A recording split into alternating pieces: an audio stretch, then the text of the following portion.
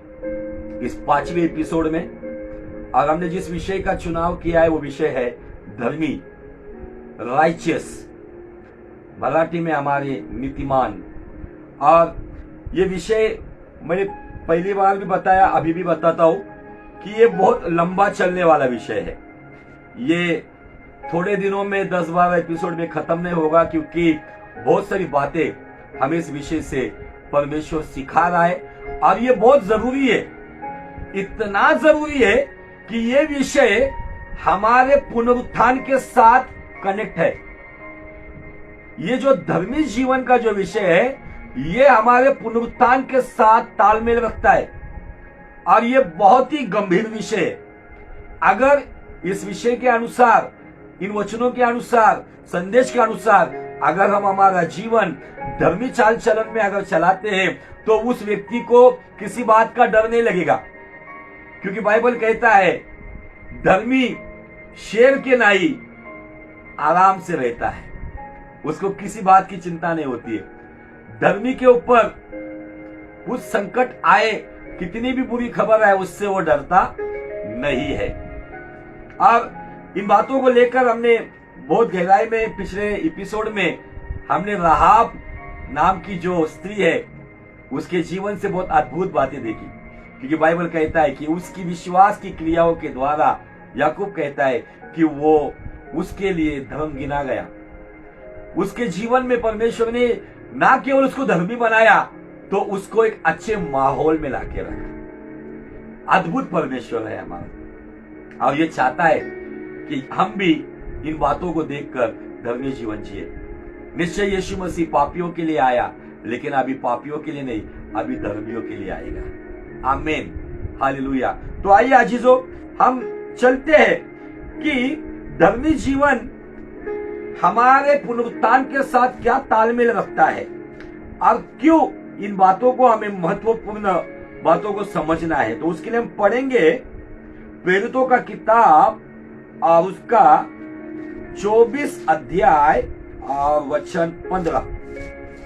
आपको पता है इस विषय के लिए जो मूल वचन हमने चुना है, वो मूल वचन क्या है? रोमियो 4:25।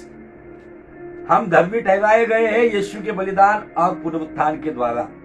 और धर्मी व्यक्ति के जो 5 स्वभाव है, जो हमने याकूब 5:16 में लिखा हुआ है, एक दूसरे के गुनाहों को कबूल करो, मतलब क्षमा करो, एक दूसरे के लिए दुआ करो ताकि तुम चंगे हो जाए। और आगे लिखा है कि ऐसे धर्मी जन की प्रार्थना के प्रभाव से बहुत कुछ हो सकता है। पुराने नियम की 3 बातें हमने रोमियो 3:10-12 तक देखी है। धर्मी कोई नहीं, एक भी नहीं। लेकिन आगे लिखा गया है कि समझदार कोई नहीं, खुदा को खोजने वाला कोई नहीं, भलाई करने वाला कोई नहीं। तो ये पुराने नियम की 3 बातें और नए नियम की 2 बातें जब एक साथ आती है, ये 5 बातें, मतलब नए नियम का क्षमाशील जीवन, क्षमा मांगने वाला, क्षमा करने वाला, माफी मांगने वाला, माफी करने वाला, एक दूसरे के लिए दुआ करने वाला, प्रार्थनाशील, पुराने नियम के अनुसार समझदार, उसके बाद खुदा को खोजने वाला और भलाई काम करने वाला। ये 5 स्वभाव जिस व्यक्ति के अंदर यीशु मसीह पर ईमान रखने के द्वारा, उद्धार का अनुभव लेने के द्वारा, जो जीवन परिवर्तन होने के बाद ये 5 स्वभाव जिसके अंदर है, वो धर्मी और धर्मी ही है।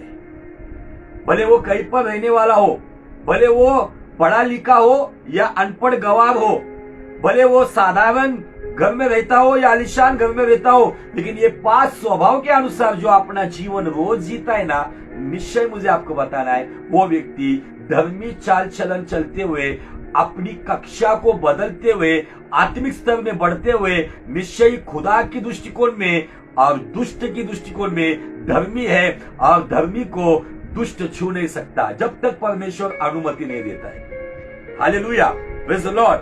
तो आइए, धर्मी जीवन की जो महत्वपूर्ण बात है, प्रेरितों का किताब 24 अध्याय और वचन 15। देखो यहाँ पे एक आशा के बारे में, और इस प्रचार के द्वारा पौलुस को या जो भी प्रेरित है उनको ये पुनरुत्थान के प्रचार के द्वारा बहुत दुख उठाना पड़ा। जब भी वो यीशु मसीह के पुनरुत्थान के ऊपर बात करते थे, प्रचार करते थे, उनका मजाक उड़ा लिया जाता था, उन पे हंसते थे और उन पे पथराव किया जाता था। लेकिन यही एक उद्धार पाए हुए सच्चे मसीह की आशा है, क्योंकि उसे पता है जिस यीशु पर मैंने ईमान रखा है वो केवल जिंदगी के साथ नहीं तो जिंदगी के बाद भी है। ये LIC का डायलॉग नहीं है, ये बिब्लिकल डायलॉग है। जिस यीशु पर जो व्यक्ति ईमान रखता है वो किसी धर्म से आए, वो कैसी भी बैकग्राउंड से आए, लेकिन अगर उसने यीशु को ग्रहण किया है, उसको उद्धार का अनुभव मिला है, तो यीशु मसीह के साथ वो जीवित भी रहता है और धर्मी जीवन को अगर वो खत्म करता है तो जिंदगी के साथ सुखलोक में वो यीशु के साथ भी होता है। हालेलुया। इसलिए तो यीशु ने कहा ना मार्था को, पुनरुत्थान और जीवन मैं हूं। इस जीवन में भी वो है और पुनरुत्थान मतलब हमारे पुनरुत्थान में उसका पुनरुत्थान जिसके साथ हम कनेक्ट हो जाते हैं। हालेलुया। आइए वचन क्या कहता है, अगर कोई डाल सकते तो डाल दो। प्रेरितों का किताब 24 अध्याय और वचन 15। और परमेश्वर से आशा रखता हूं जो वे आप भी रखते हैं कि धर्मी और अधर्मी दोनों का जी उठना होगा। इससे मैं आप भी यत्न करता हूं कि परमेश्वर की और मनुष्य की और मेरा विवेक सदा निर्दोष रहे। अब यहाँ पे पुनरुत्थान होने वाले दो समूह हमें दिखता है और उस समूह में धर्मी भी है और अधर्मी भी है। अब कुछ लोगों ने, शुरुआत से मैं बताते आ रहा हूं, कुछ लोग कहते धर्मी कोई नहीं, एक भी नहीं। उस एक वचन से कुछ नहीं होता। बाइबल का परमेश्वर यहाँ पे एक पुख्ता सबूत हमें देता है पौलुस के द्वारा कि पुनरुत्थान धर्मियों का भी होगा और अधर्मियों का भी होगा।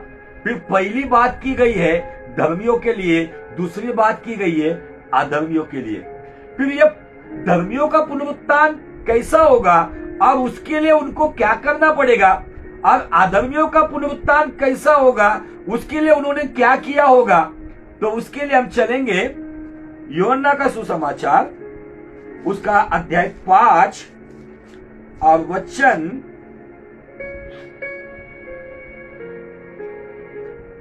25 से आगे पढ़ेंगे हम।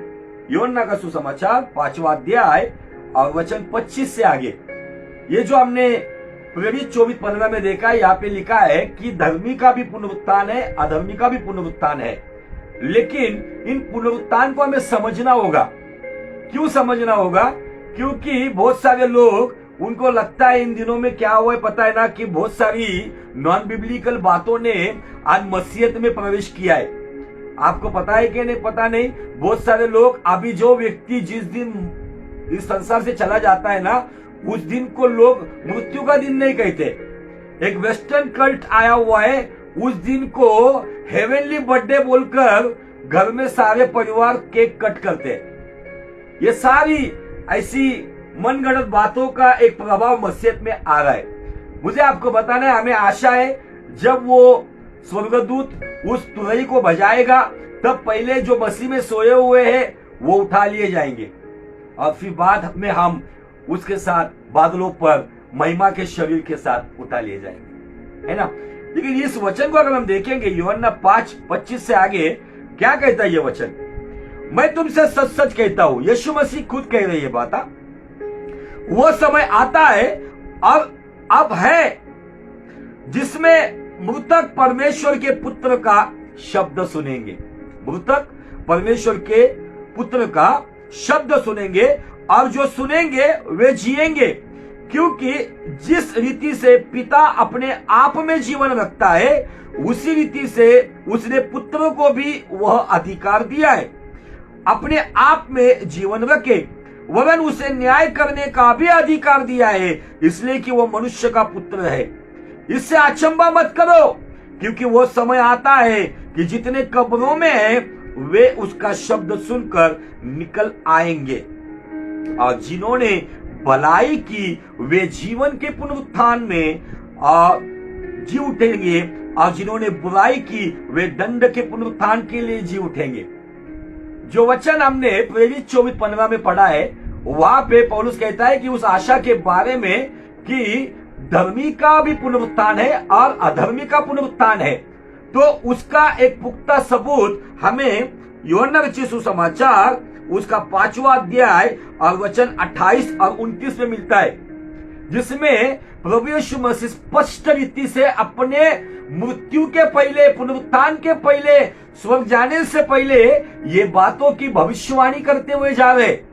और ये बात वो जिक्र कर रहे हैं कि वो समय आता है, एक अलग समूह कब्रिस्तान से उठेगा। वो समूह जो धर्मी समूह है, जो पहला पुनरुत्थान जिसे कहा जाएगा, जिसे हम रैप्चर भी कह सकते हो, आप उसको गुप्त आगमन में जो यीशु मसीह आएगा जिसमें लोग उठा लिए जाएंगे, आप वो भी कह सकते हो।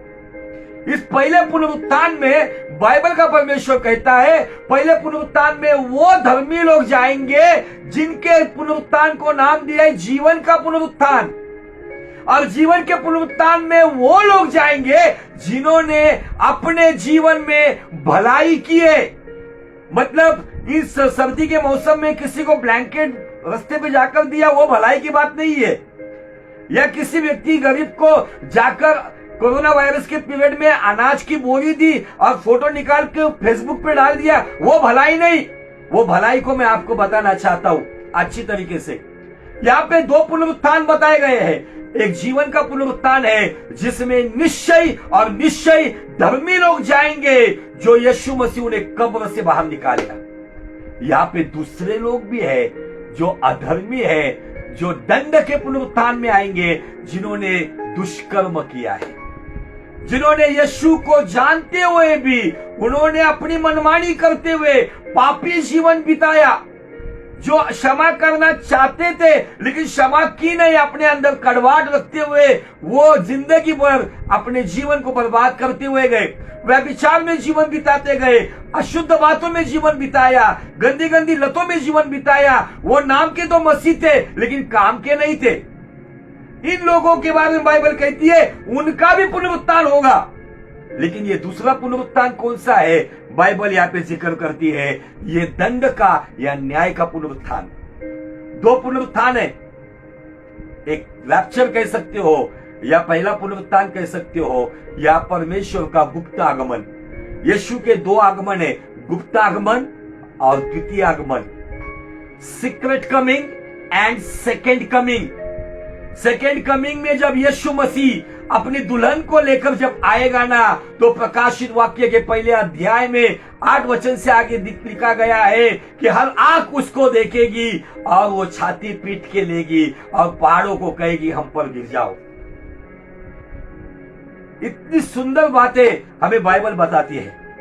ये पहले पुनरुत्थान में आए हुए लोग वो लोग हैं जो मसीह की दुल्हन होने का हक रखते हैं, जिन्होंने परमेश्वर के लिए अपने अरमानों को कुचला, अपनी इच्छाओं को मार दिया, अपने शरीर की बातों को सूली के ऊपर पटक दिया, अपने शरीर को जिन्होंने गुलाम बनाया और आत्मा को मालिक बनाकर जो जिए हैं, जो अपने जीवन में किसी गलत राह पे नहीं तो वो धर्मी जीवन में जिन्होंने क्षमाशील जीवन, प्रार्थनाशील जीवन, समझदार जीवन, खुदा को खोजने वाला जीवन और भलाई करने वाला जीवन जिया है, वे लोग कब्र से बाहर आएंगे। सारे संसार में हाहाकार मच जाएगा। आपको पता है जब रैप्चर होगा सारे रिपोर्टर, सारी दुनिया के रिपोर्टर कहाँ जाएंगे पता है? उस वक्त सारे दुनिया के रिपोर्टर कब्रिस्तान में जाएंगे। मसीह कब्रिस्तान में जाकर अपना कैमरा लगाएंगे और बड़ी भीड़ की भीड़ लगेगी। और ये जो घटना है, ये घटना केवल भारत में नहीं होगी, तो ये घटना होल यूनिवर्स, ऑल वर्ल्ड में, सारी संसार में होगा। हर एक कब्रिस्तान से रिपोर्टर हाथ में माइक लेके कैमरा लगाकर कहेंगे पता नहीं सारी दुनिया में आकार मचा हुआ है, ये मसीह लोगों के कब्रिस्तान में से कुछ लाशें गायब हो गई है, कुछ कंकाल गायब हो गए हैं। तब लोगों को समझेगा कि ये मसीह लोग पुनरुत्थान के बारे में बता रहे थे, ये लोग यीशु मसीह की आशा के बारे में बता रहे थे, हमने यकीन नहीं किया। उसमें से कुछ अपने भी भाई होंगे कि जिन्होंने यीशु मसीह को अपने जीवन में ग्रहण नहीं किया, केवल नाम के नामधारी बनते हुए जीवन जिए। आपको और मुझे ये वचन प्रोत्साहित कर रहा है। जो धर्मी जीवन जी रहा है ना, उसको आनंद की बात है। जो अधर्मी जीवन जी रहा है उसके लिए ये डरने वाली बात है कि वो अपने जीवन को बदले, पश्चाताप करते हुए वो धर्मी चाल चले। वैसे यीशु मसीह ने कहा कि मैं धर्मी के और अधर्मी के खेत में सूरज उगाता हूं। इन दिनों में वो धर्मी और अधर्मी को दोनों को संभाल रहा है, लेकिन जब वो धर्मी परमेश्वर आएगा ना, तब वो अधर्मियों को नहीं लेके जाएगा, तो वो अपनी धर्मी प्रजा को लेकर जाएगा।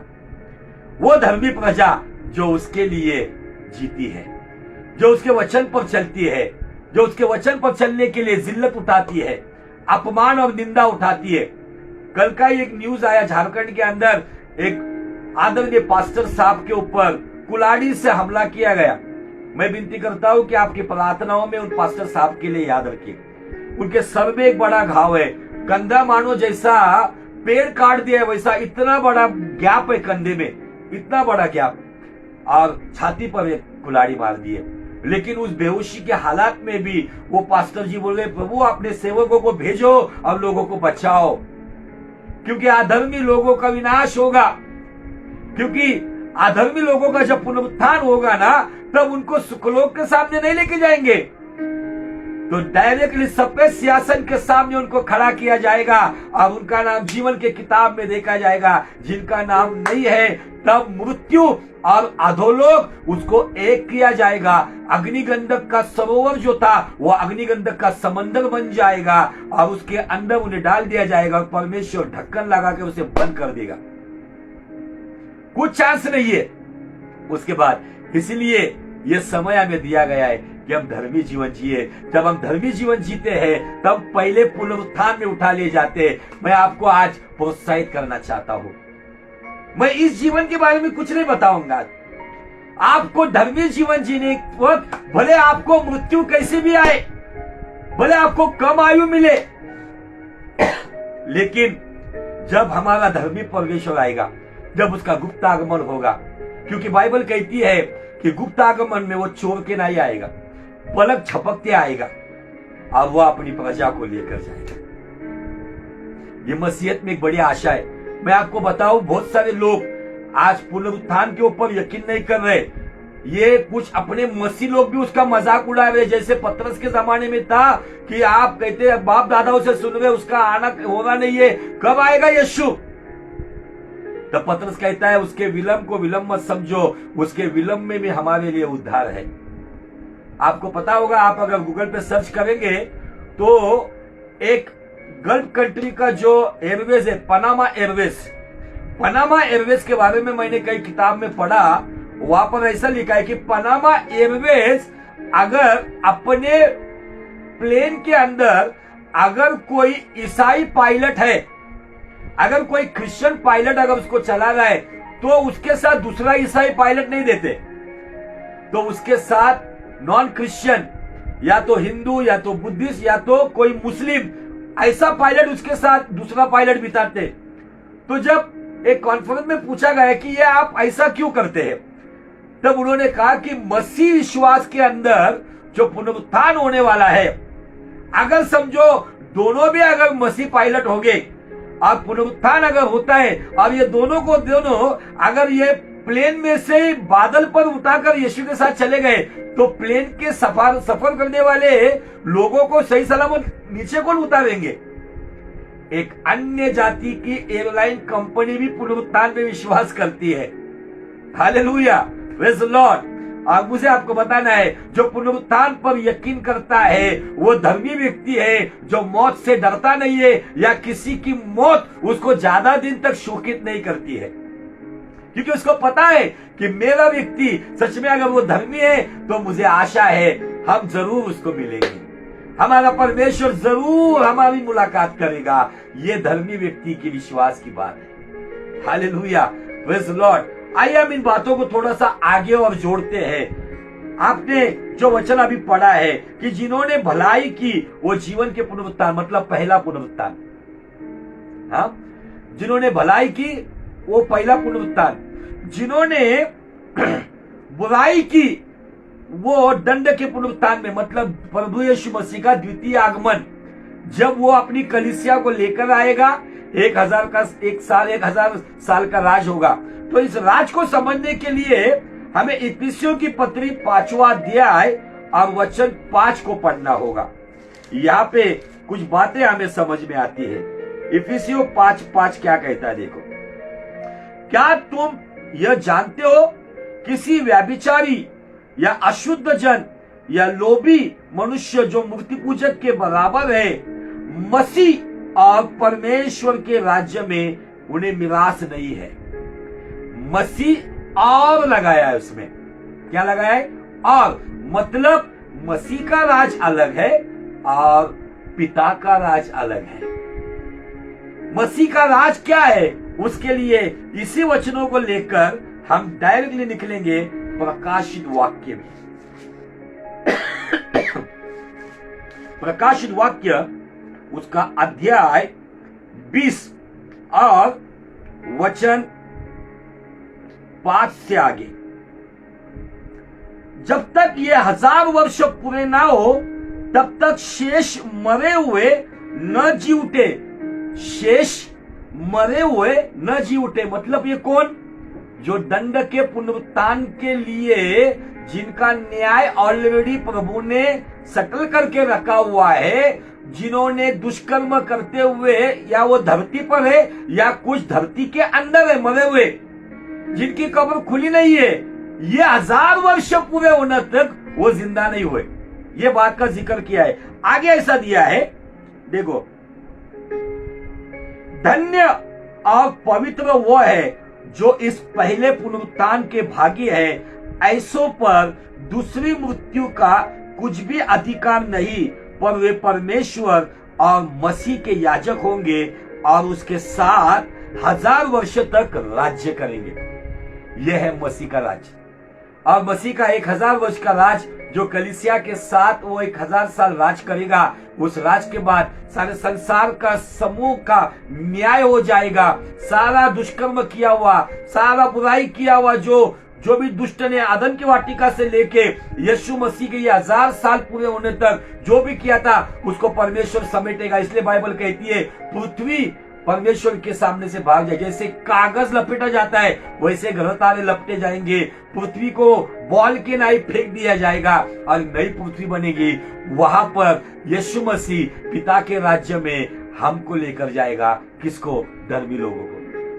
फिर वहां से अनंत जीवन में पिता के राज्य में यीशु के साथ रहेंगे, पिता को देखेंगे और उसका धन्यवाद करते रहेंगे। ये बहुत, मैंने इन सब बातों को, जो लोग प्रकाशित वाक्य को बहुत ही अटपटा बना देते, मैंने आपको सिंपल वे में बताया।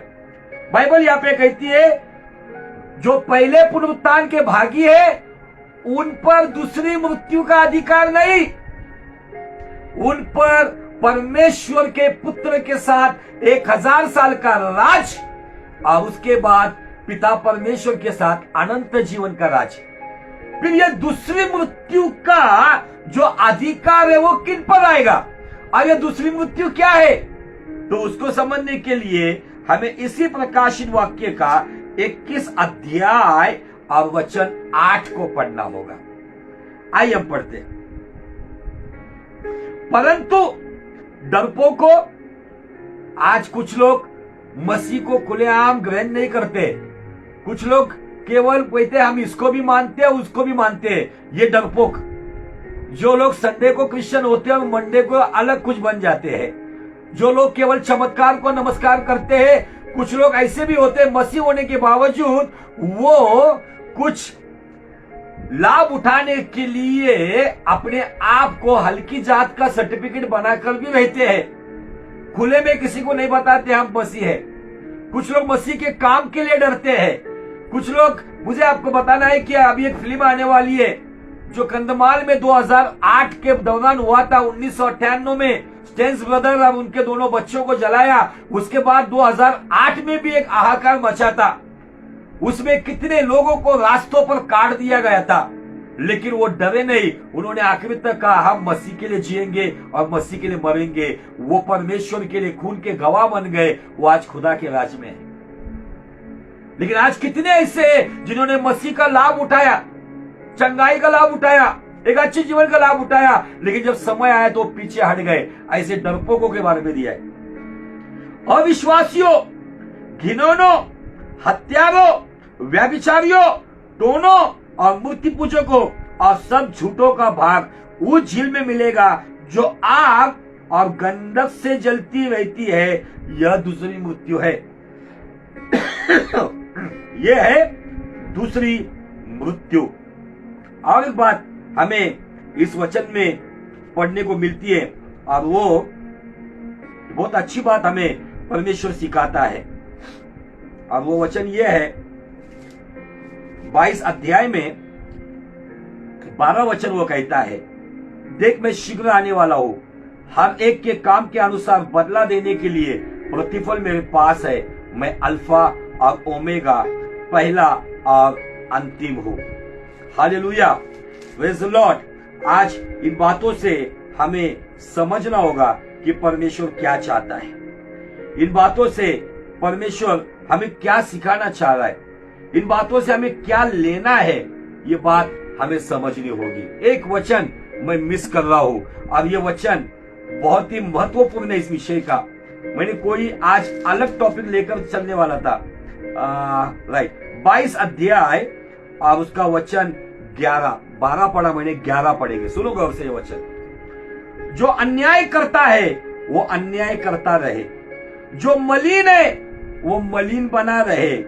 अभी दिया है आगे, जो धर्मी है वो धर्मी बना रहे, जो पवित्र है वो पवित्र बना रहे। देख मैं शीघ्र आने वाला हूं और हर एक को उसके उसके काम का बदला देने वाला हूं। आज मैं आपको बताना चाहता हूं कि इन दिनों में धर्मी जीवन जीने के लिए आपको कुछ बातों का त्याग करना होगा, कुर्बानी देनी होगी। उसमें आपको आपकी दोस्ती की कुर्बानी देनी होगी अगर वो गलत है तो, आपकी संगति को कुर्बान करना पड़ेगा अगर वो गलत है तो। आपका समय आपको देखना होगा। अभी हमारे पास बहुत कम समय बचा है, वो शीघ्र आने वाला है। वो शीघ्र आकर वो आज हमें ये बात बता रहा है। बाइबल का ये आखिरी पन्ना है, और इस आखिरी पन्ने पे परमेश्वर का वचन हमें कहता है कि जो अन्याय करता है वो अन्याय करता रहे। बस अभी मैं नहीं आपको बताऊंगा, मैं आपको नहीं सुधारूंगा। अन्याय करना है मसीह को जानने के बावजूद भी। अभी भी तो अपने भाई पे अन्याय कर रहा है, मसीह को जानने के बावजूद भी अभी भी पत्नी पर अन्याय कर रहा है, और एक्स्ट्रा मैरिटल विवाह बाह्य संबंध बना रहा है। अन्याय कर रहा है, अन्याय करता रहे, अन्याय करता ही रहे। आगे दिया है, जो मलिन है वो मलिन बना रहे, जो अशुद्ध कामों में पड़ा हुआ है, जिसका चोला व्यभिचार के दागों से दागदार हो गया है, जिसका जीवन अशुद्ध बना हुआ है, वो मलिन ही रहे। आगे दिया है, लेकिन जो धर्मी है वो धर्मी बने रहे, और वो धर्मी बना रहने वाला व्यक्ति वही पवित्र बना रहेगा, और यीशु मसीह उन धर्मियों के लिए आएगा। उस पहले पुनरुत्थान में वो लोग जाएंगे जिन्होंने अपने जीवन में यीशु मसीह को ग्रहण करते हुए भलाई के काम किए, जो जीवन के पुनरुत्थान में यीशु मसीह के साथ जाएंगे। लेकिन जिन्होंने यीशु को जानने के बावजूद भी जो कुछ ढोंग जीवन जीते, जो भक्ति का वेश तो धारण करते लेकिन उसकी शक्ति पर ईमान नहीं रखते हैं। आज कितने हैं एक्टर बनकर जीवन जीते हैं, कलाकार बनकर जीवन जीते हैं। प्रभु कलाकारों को नहीं देखता है, प्रभु ईमानदारों को देखता है। प्रभु ने हमें सक्सेसफुल होने के लिए नहीं बुलाया है, प्रभु ने हमें फेथफुल होने के लिए बुलाया है। आप चाहे कहीं पर हो, जिस क्षेत्र में हो, प्रभु के साथ ईमानदार। ये भलाई कैसी करनी है, इस बात को बताकर फिर हम प्रार्थना में जाएंगे। उसके लिए पढ़ेंगे हम इफिसियों की पत्री उसका 2 अध्याय और वचन 8 से लेके आगे। Thank you Lord master, worship you Lord, glorify your holy name. क्या है भला काम?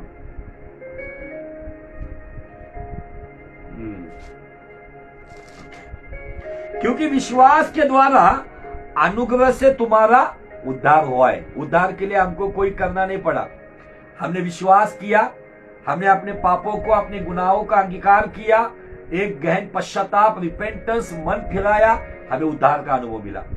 और बाइबल कहती है कि ये उद्धार परमेश्वर की ओर से हुआ है, वरन परमेश्वर का दान, एक भेंट है। और ना कर्मों के कारण ऐसा न हो कि कोई घमंड करे। कर्मों से उद्धार नहीं हुआ है कोई भलाई के काम हमने किए इसलिए उद्धार नहीं हुआ है। तो खुदावन के अनुग्रह से उसकी भेंट है, उसके द्वारा मिला गया एक अच्छा नजराना है ये उद्धार का अनुभव। आगे देखो क्या कहता है वचन, क्योंकि उद्धार क्यों हुआ है, उसके पीछे एक मकसद है। It's a purpose of salvation. क्या मकसद है, क्या उद्देश्य उद्धार के पीछे? केवल यीशु को ग्रहण किया, पापों की क्षमा मांगी, बपतिस्मा ले लिया, उसके बाद मैं प्रभु भोज में आता हूं, उसके बाद जीवन खत्म, ये नहीं।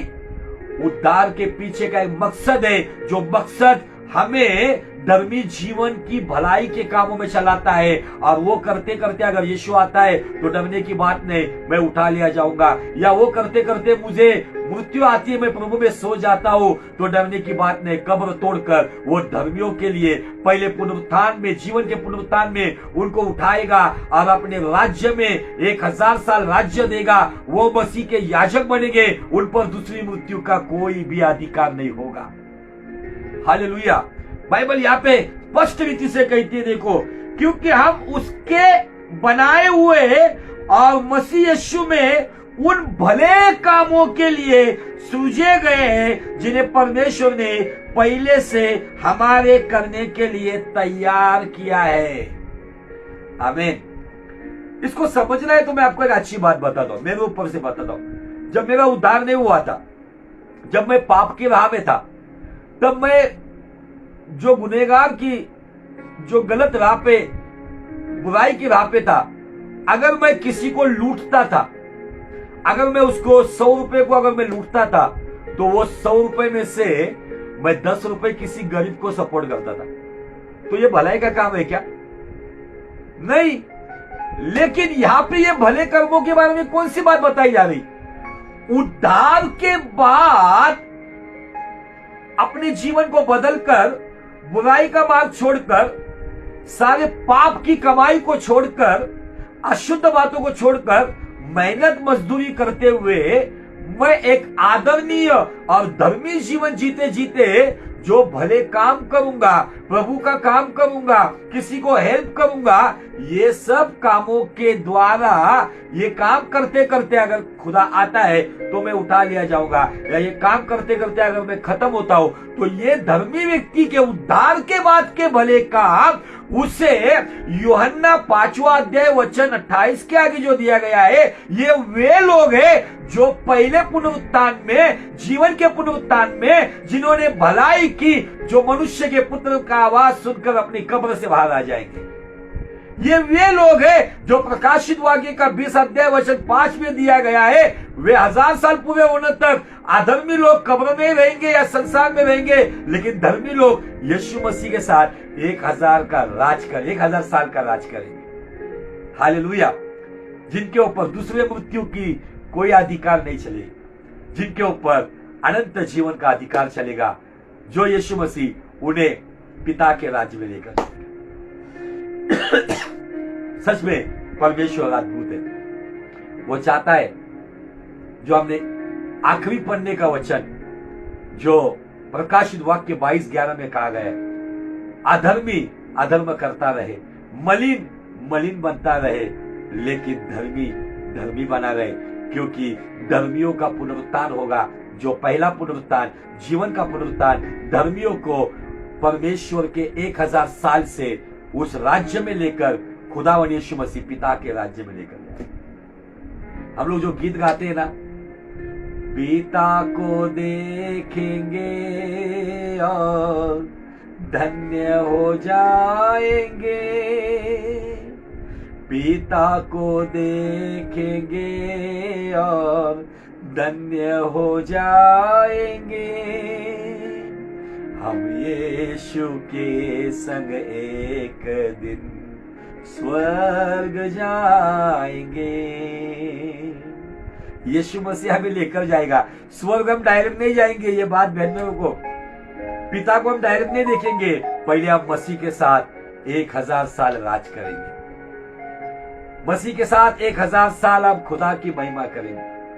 और तब अब पिता के सामने वो अपनी वधु को या अपनी दुल्हन को पेश करेगा और वो बताएगा, पिता ये है लोग जिनके लिए तूने 2022 साल पहले मेरा बलिदान किया, मेरे लहू से खरीदे हुए लोग, मेरे लहू से धर्मी हुए लोग, पवित्र आत्मा के द्वारा तूने इनको धोया। ये वे धर्मी लोग कुछ कब्र से उठे हैं या कुछ जिंदा हालत में आए।